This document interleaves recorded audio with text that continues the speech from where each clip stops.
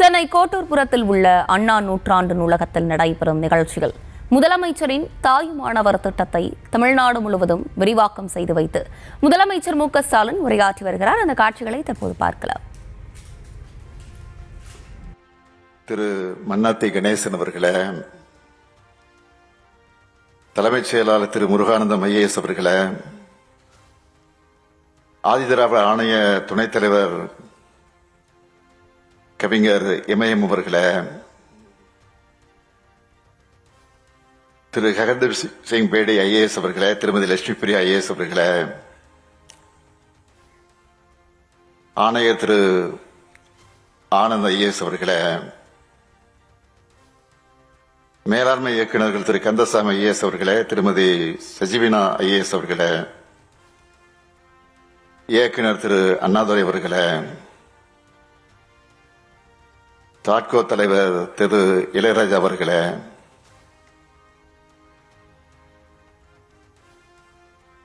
தொடக்கத்திலே அனைவரையும் வரவேற்று மகிழ்ந்திருக்கக்கூடிய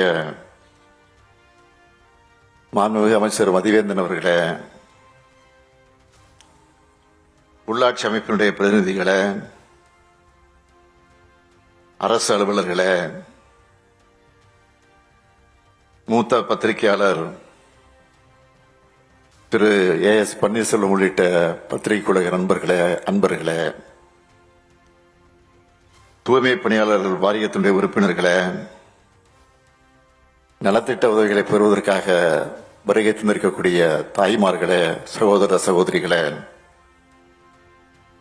உங்கள் அனைவருக்கும் என்னுடைய அன்பான வணக்கம்.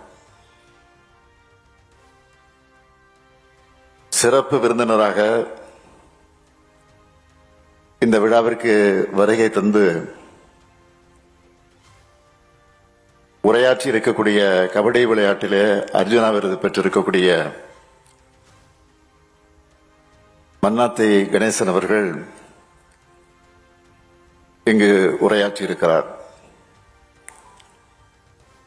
இவரை ஏன் அழைத்தோம் என்றால், ஒரு கடைகோடி கிராமத்திலிருந்து தன்னம்பிக்கை ஒளியா வெற்றியடைந்தவர். அவரை போல் தமிழ்நாடு முழுவதும் இன்று பல்வேறு நலத்திட்டங்கள் பெற்றிருக்கக்கூடிய பயனாளிகள் தன்னுடைய பணிகளில் சிறந்து விளங்கணும். அதனால்தான் சிறந்த எடுத்துக்காட்டாக இருக்கிற அவரை சிறப்பு விருந்தினராக அழைத்திருக்கிறோம். அவர் இந்த மேடையில் ஓரிரு கோரிக்கைகளை எடுத்து வைத்தார். நிச்சயமா உறுதியா அது நிறைவேற்றப்படும் என்ற உறுதியை இந்த நேரத்தில் நான் தெரிவித்துக் கொள்ள விரும்புகிறேன். எல்லாருக்கும் எல்லாம் கிடைக்கணும், எல்லாரும் சமமா வாழக்கூடிய சமுதாயத்தை சமத்துவ சமுதாயமாக அமையணும். இதுதான் நம்முடைய லட்சியம். ஆட்சி பொறுப்பு என்பது நம்மோட லட்சியங்களை திட்டங்கள் மூலமா வென்று எடுப்பதற்கான வழி. அதனாலதான் திராவிட முன்னேற்ற கழக ஆட்சி அமையும் போதெல்லாம் சமூக நலத்திட்டங்கள் சில பலவற்றை செயல்படுத்தி விளிம்பு நிலையில் இருக்கிற மக்களையும் முன்னேற்றி அவங்களை முன்னுக்கு கொண்டு வரோம். வாய்ப்புகள் மறுக்கப்பட்டவங்களுக்கு வாய்ப்புகளை உருவாக்கி கொடுக்கறதோட அவங்க மேலெழுந்து வர்றதுக்கு துணை நிற்கிறோம்.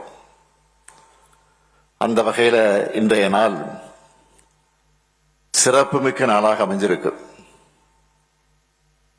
நம்முடைய திராவிட மாடல் அரசுல வரலாற்று இல்லாத அளவுக்கு ஆதி திராவிடர் மற்றும் பழங்குடியினர் மேம்பாட்டுக்காக ஏராளமான திட்டங்களை செயல்படுத்தி கொண்டிருக்கிறோம். நம்மோட திட்டங்கள் மற்றும் முன்னெடுப்புகள் பற்றி முக்கியமானவற்றை மட்டும் நான் சொல்லணும்னா, ஆதி திராவிடர் மற்றும் பழங்குடியினர் மேம்பாடு செயல் திட்ட சட்டம் 2024 நிறைவேற்றி அனைவரையும் உள்ளடக்கிய வளர்ச்சிக்கான சட்டப்பூர்வ உறுதியை உருவாக்கி இருக்கிறோம். இந்த திட்டத்தால் ஆதி திராவிடர் மற்றும் பழங்குடியினருக்கான வளர்ச்சி திட்டங்களுக்காக நிதிகள் விகிதாச்சாரப்படி கட்டாயம் ஒதுக்கப்பட்டு சரியா பயன்படுத்தப்படுவது உறுதி செய்யப்படுது. 2021 முதல் 2025 வரைக்கும் ஆதிதிராவிடர் துணை திட்டத்துக்கு 87,664 கோடி ரூபாயும், பழங்குடியினர் துணை திட்டத்துக்கு 8,078 கோடி ரூபாயும் நிதி ஒதுக்கி இருக்கோம். ஒரு சமூகம் முன்னேறணும்னா அதுக்கு கல்விதான் அடிப்படை. அதனாலதான் பல்வேறு திட்டங்கள் மூலமா கல்வியில கவனம் செலுத்திக்கிட்டு இருக்கிறோம். ஆதி திராவிடர் மற்றும் பழங்குடியினர் நலத்துறையின் கீழே இயங்கக்கூடிய பள்ளிகள்ல உள்கட்டமைப்பு வசதிகளை மேம்படுத்தி இருக்கிறோம். தேசிய நுழைவுத் தேர்வுகளுக்கு சிறப்பு பயிற்சி வகுப்புகளை நடத்துறோம். இதனால மாணவர்களுடைய தேர்ச்சி விகிதம் அதிகரிக்குது. அது மட்டும் இல்ல, ஐஐடி, என்ஐடி போன்ற கல்வி நிறுவனங்கள்ல கடந்த 2024-25 கல்வியாண்டுல 16 மாணவர்கள் மட்டுமே சேர்ந்த நிலை மாறி இந்த 2025-26 கல்வியாண்டுல 135 மாணவர்கள் முன்னணி கல்வி நிறுவனங்கள்ல படிச்சுக்கிட்டு இருக்கிறாங்க. நம்ம எந்த அளவுக்கு மாணவர்கள் மேல அக்கறை எடுத்துக்கிட்டு மேம்படுத்துறோம் என்பதற்கு MC ராஜா சமூக நிதி விடுதிய அதுக்கு சாட்சி.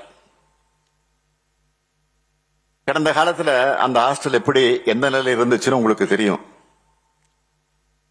அதையெல்லாம் 44,50,00,000 ரூபாய் செலவுல மாத்தி மாணவர்களுக்கான நவீன வசதிகளோடு அதை உருவாக்கி இருக்கிறோம். இதே மாதிரி சென்னை, கோவை உள்ளிட்ட 6 மாவட்டங்கள்ல ஜிம் உள்ளிட்ட எல்லா வசதிகளோடு கூடிய 6 மாதிரி விடுதிகளை 80 கோடி ரூபாய் செலவில் அமைச்சுக்கிட்டு இருக்கிறோம்.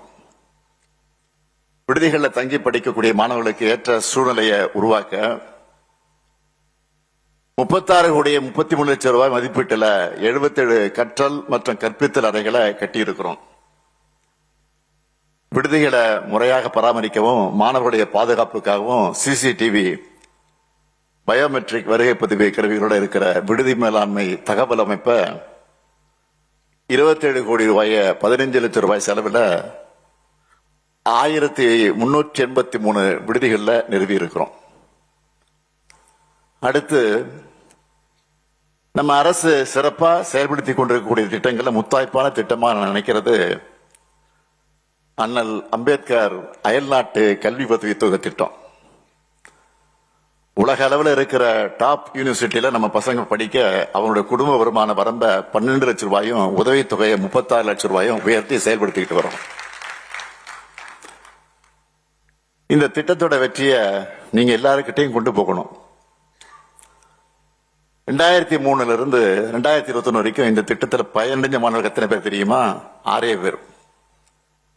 ஆனா நம்ம திராவிட மாடல் அரசோட முன்னெடுப்புகளால கடந்த 5 ஆண்டுகள்ல 385 மாணவர்கள் ஆக்ஸ்போர்ட், எடின்பரோ உள்ளிட்ட வெளிநாட்டு பல்கலைக்கழகங்களை படிச்சுட்டு இருக்கிறாங்க. இந்த மாணவர்களுக்காக 162,54,00,000 ரூபாய் உதவித்தொகையை வழங்கி இருக்கிறோம்.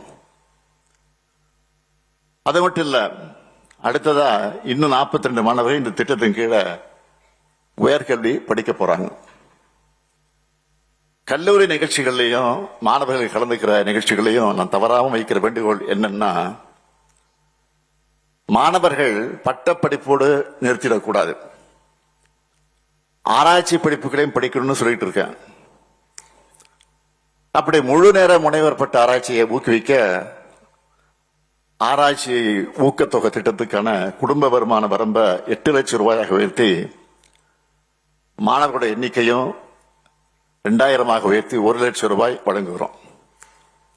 இப்படி கடந்த 4 ஆண்டுகள்ல 9,659 மாணவர்களுக்கு 90 கோடியே 27 லட்சம் ரூபாய் வழங்கி இருக்கிறோம்.